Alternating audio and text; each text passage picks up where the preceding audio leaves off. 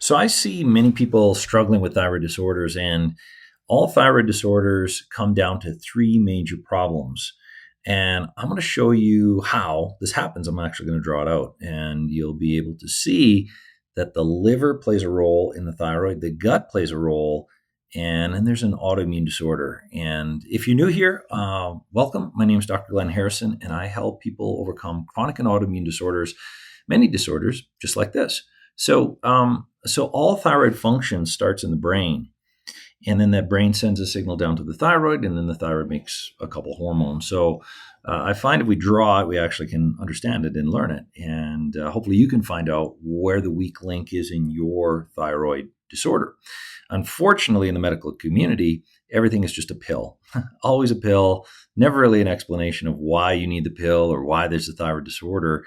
And thyroid disorders get out of hand really quickly and lead to many other problems because it's an energy hormone. It's a hormone that changes our body composition, and without it, everything in our health can fall apart. So it's like a drill sergeant. So here we go. So thyroid function starts high up in the brain stem, and this is an area of the brain called the hypothalamus. So hypothalamus. So hypothalamus. So that is where function starts.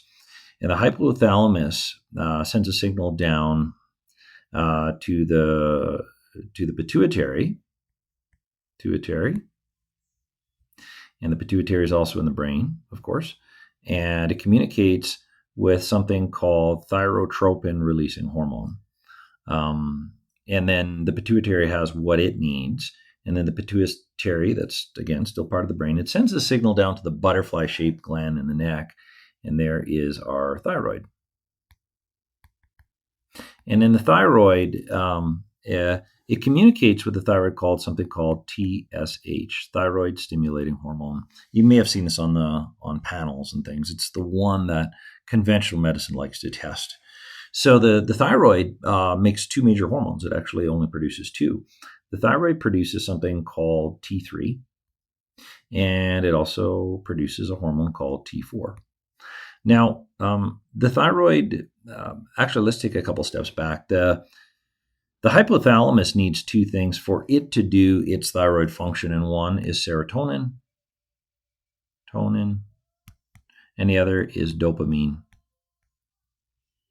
People who are serotonin deficient or have problems with serotonin, they're kind of always down and out. They're always depressed. There's like more chronic. People with dopamine deficiencies tend to lose satisfaction in things they once thought they did. So they're not activating those reward centers. So those are the two things that the hypothalamus needs to make thyroid function. Now the pituitary communicates with something called TSH. It's called thyroid stimulating hormone. And then the thyroid has what it needs. So we're going to illustrate what is an ideal thyroid, right? What's working properly. So of the T3 and the T4, the T4 is a hormone. Well, let's kind of recap. So of what the thyroid makes, 93% is T4, and only approximately 7% is T3. Okay, and I want to explain why this is important, because T4 you can't use. As of today, as of up to now, T4 hormone doesn't do too much. And most medications are in the form of T4. So we can't use our T4 really at all. T3 is the golden hormone. That's the one that gives you the benefits, the energy, the metabolism, all this great stuff. 7% isn't enough. So we have to use this T4. So T4 is converted ultimately into T3, but it has to go through some steps, and this is where the liver and the gut play a critical role. So T4 goes to the liver, it travels to the liver, and in the liver, T4 is converted into a few different things. It's converted into true T3. That's approximately 60% of the T4 coming into the liver. This is good. This is going to go on into a cell and activate everything. So that's a great thing.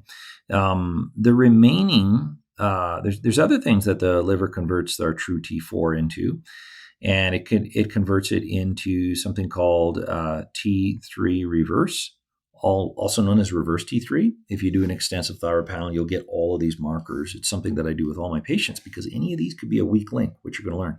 So T3 reverse is approximately 20% of the hormone coming through the liver.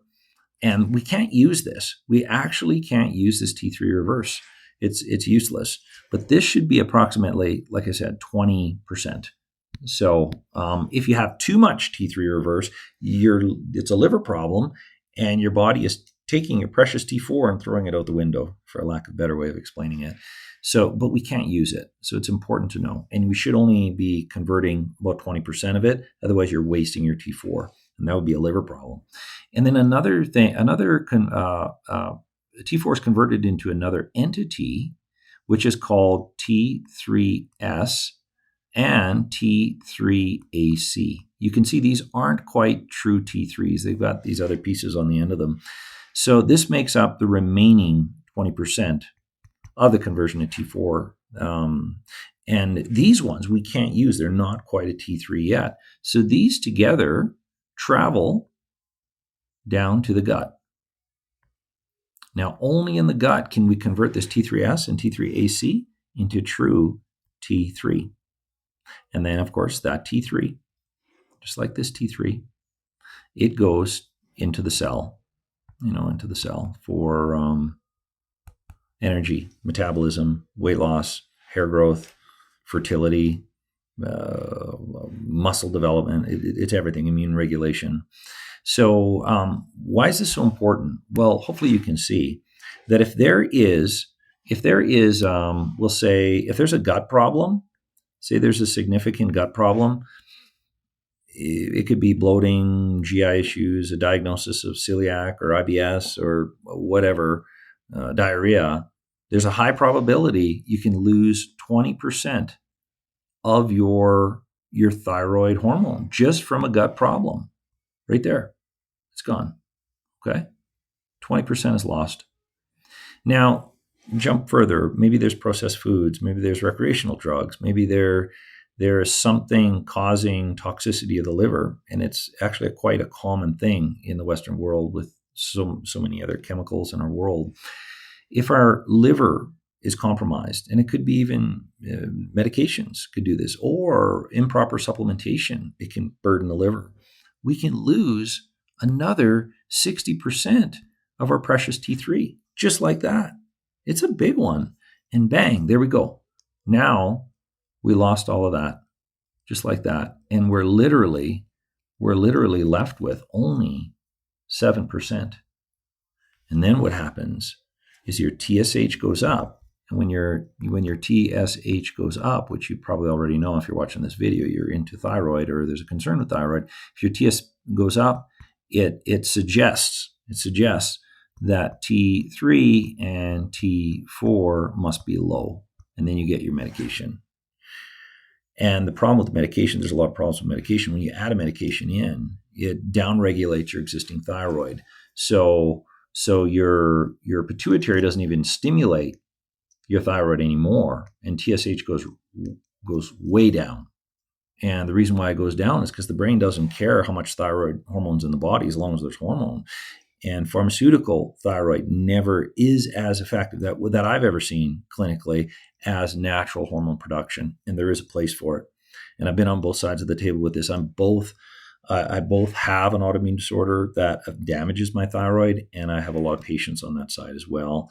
Autoimmunity or liver toxicity or GI dysfunction. So the moral of the story is if there's a GI issue, there's going to be a thyroid weakness. And if there's on top of it a toxicity issue or a liver issue, you just can't produce enough thyroid. So anyway, hopefully this helps.